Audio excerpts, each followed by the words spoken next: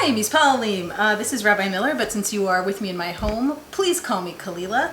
I was going to share a YouTube video on how to braid circular challah for Rosh Hashanah, but I thought what better way to show you than to do it myself, because if I can do it, anybody can. And you'll also get to see my sort of ugly challah, so you won't feel intimidated if you try it at home and it doesn't come out Pinterest ready.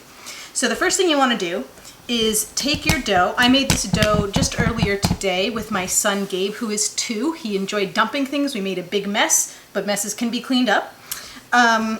So the dough has risen once, and now we've pounded it down and re-kneaded it, and it's ready to braid. If you want to know more about the dough and the rising process, there are plenty of great recipes you can look at. But as far as braiding goes, you want 4 nice long ropes. You want to put 2 facing up and down, and 2 facing side to side. And then before you get started with anything else, you're going to take one side here and put it underneath, and take the other side here and put it underneath. So it's sort of like if you have a cardboard box that you fold in that special way to keep the lid down, that's kind of how you want it to look. All right, so now what you've got is like a little basket weave going on. And you have an over and an under, an over and an under, an over and an under, and over and an under. So what you're going to do is you're going to go all the way around, taking the under and putting it on top of the over.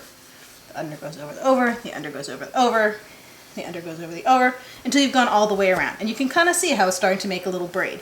Now you have an under and over and under and over and under and over and under and over. So we're going to go back around the other way.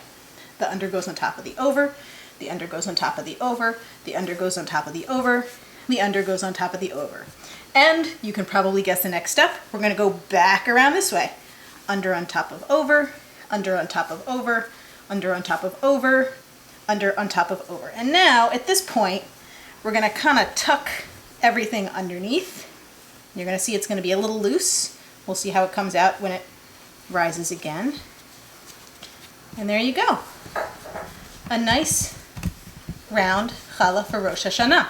And what you're going to do next is let it rise again for about half an hour to an hour, put a little egg wash on it, and then bake it. Shana Tova, everybody.